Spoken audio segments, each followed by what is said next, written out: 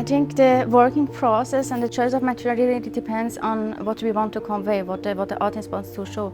Because there are some oil paintings, so I have some colors, I have some motives in my mind. I can paint and I can think about it, I can repaint and I can modify during the paintings. So it's like there are somehow some intention in it, and this is something more control in it.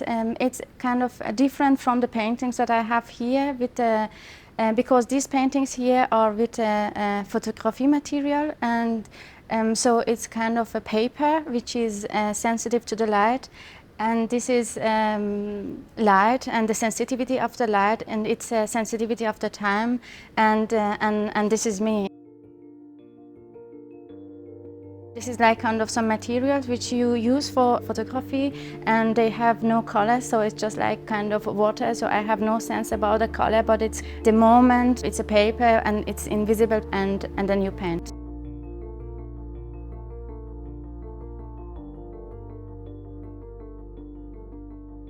I can say it's mainly kind of a free association. So it's a moment that even though I want to intentionally paint something, sometimes it might differ. So I remember that, for example, I wanted to paint some man, then at the end it turned of a woman. Sometimes I wanted to paint a woman, but it was like kind of man, and sometimes I even couldn't understand who's that. So it's controllable, but also somehow it's not controllable. It's more open, so there are many surprises in it. Somehow some of them are very interested, but sometimes it's painful, and maybe you don't know how to react to that surprise, and maybe they are painful, maybe you don't want to see, but it's really kind of like kind of with openness, without any censorship, so you really let something happen on the paper. When I say that it's human and it's emotion and it's experience, so this is mainly the central topic that I'm working with. So it's really something very interesting and something very complex for me to even understand about the complexity of the human, even myself, because I remember, for example, the time that I was very young and I was thinking that, okay, so I know myself perfect, I know everybody, I know what I want, and everything is clear. But I also remember the time that I had a very bad pain, and then I could laugh, but I also could have pain, which is, I could say, related to the cultural or society experiences, but somehow sometimes it's also very personal. And I think the complexity of the human is very interesting for me, and this is something that I really want to even understand more. From this series, there is one which is not fictional, so I created from the image. But for me, fictional doesn't mean that it's like nothing real, but that this is kind of different, and there is also somehow sometimes more meaning in it. For example, I remember the melting clock of Salvador Dali. He was saying that it's like kind of sometimes it's 2 minutes, but you think it doesn't pass these 2 minutes, and it's like kind of years and years and years.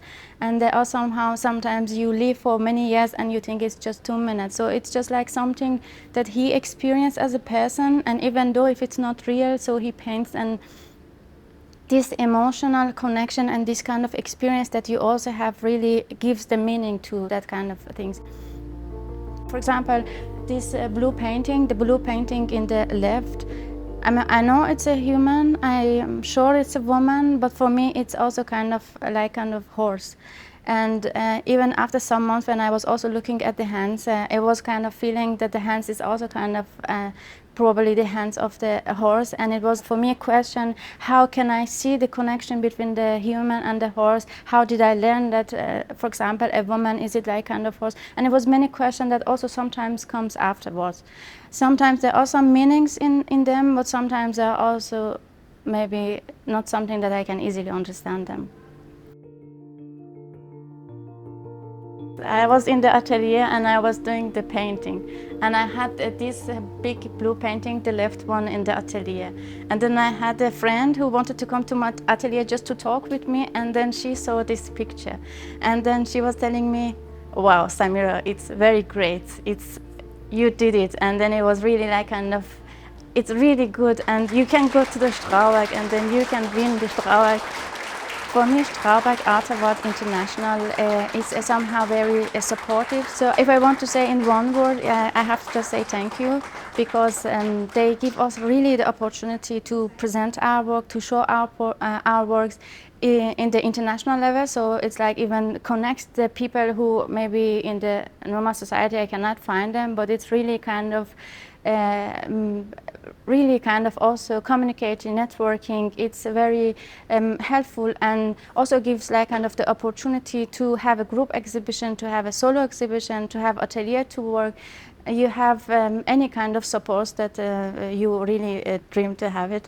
And for me it's really good because they also connect so many curators, so many collectors. So it's like kind of somebody who really recognized you, who really acknowledged you, and it's like a really good kind of feeling.